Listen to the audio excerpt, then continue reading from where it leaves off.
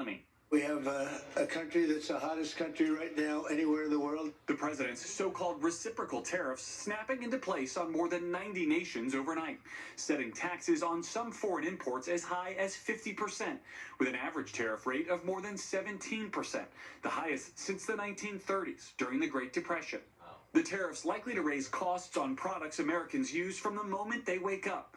A cup of coffee with beans from Brazil, clothes made in India, and shoes sewn in Vietnam, all costing more to import, forcing businesses to decide how much of those costs to pass on to consumers. The Yale Budget Lab calculating the tariffs will ultimately cost a typical household as much as $2,400 this year.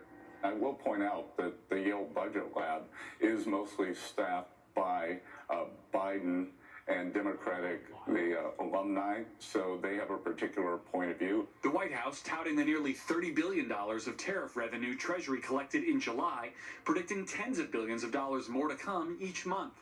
But that money is paid by American businesses like Tennessee-based cookware maker Heritage Steel. Heritage recently raised their prices 15% to help cover some of the costs of the tariffs they pay on component parts. How much have you had to pay in tariffs so far this year? Yeah, so far this year, right around $200,000, which for a lot of businesses may not be a whole lot, but we're a pretty small one, and so that is a significant new cost that we're going to have to deal with. Company co-owner Danny Henn hopeful that making their products in the U.S. will give them a leg up on competitors who import exclusively. We pay the tariffs on our input costs only, right? If you're fully importing a set of cookware in from China, you're paying the steel tariffs plus other applicable tariffs. As a small business owner, it kind of feels impossible to figure out and to navigate. Nicole McDonald's California-based company Sash Bag hit both by U.S. import taxes on the products they bring in from China and tariff retaliation from would-be buyers in Canada. We sell 20% of our product in Canada, boycotting U.S. products. The customers are constantly asking. They're scared that the prices are going to keep going up. Garrett joins us now live. And Garrett, even with these tariffs now in effect, explain to our viewers that the economic picture could change even more in the coming months. It's certainly fluid, Tom, in part because trade negotiations continue with three of the U.S.'s biggest trading partners, China, Canada, and Mexico.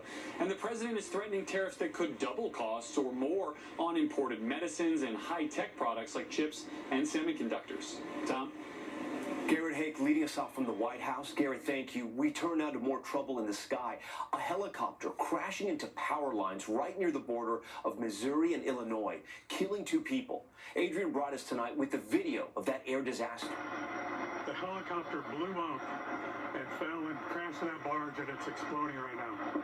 On the bank of the Mississippi, outside East Alton, Illinois, smoke seen rising high in the air, and this explosion captured on camera just after a helicopter crashed into a barge, leaving the 2 people on board dead.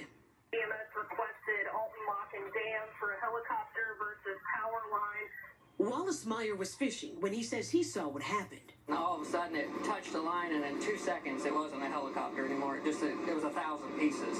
Investigators with the Missouri State Highway Patrol say it appears the chopper crew was there to work on the power lines before crashing into one. There's a power line that goes across the river. They was doing some type of work over top of that. The Mississippi River around the Alton area shut down today. One of the power lines falling into the water. No one on the ground was hurt. That's not a live power line anymore, so there's no danger to the area here or anybody that's on the water. The NTSB now leading the investigation to determine what went wrong and left 2 people dead. Adrian Broadus, NBC News. We head overseas now. Israeli Prime Minister Benjamin Netanyahu says his country plans to take control of the entire Gaza Strip, a dramatic escalation after peace talks stalled. Andrea Mitchell tonight on what this could mean for the Middle East and the hostages still held by Hamas. Shocking new aerial images show the devastation in Gaza. Buildings reduced to rubble with starvation rampant. And now Israeli Prime Minister Bibi Netanyahu saying Israel wants to occupy the entire territory, not just buffer zones. Will Israel take control of all of Gaza? We intend to, in order to assure our security, remove Hamas there.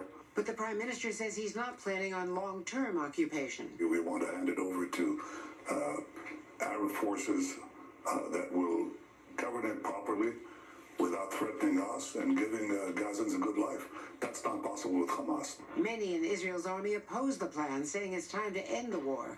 Some hostage families are also opposed, telling U.S. envoy Steve Witkoff days ago Hamas would kill the last 20 surviving hostages before surrendering. Witkoff told them the U.S. is now pushing to get all the hostages out at once and a permanent ceasefire. 3 U.S. officials tell NBC News commercial satellite images show a large Israeli military force massing near the Gaza border. And tonight, one of the American hostage fathers told me someone is being duped and that an Israeli invasion is not what Steve Witkoff told them Israel was planning. The initial reaction from Arab leaders about a move like this from Israel is it would be a disaster. Tom? Andrew Mitchell with new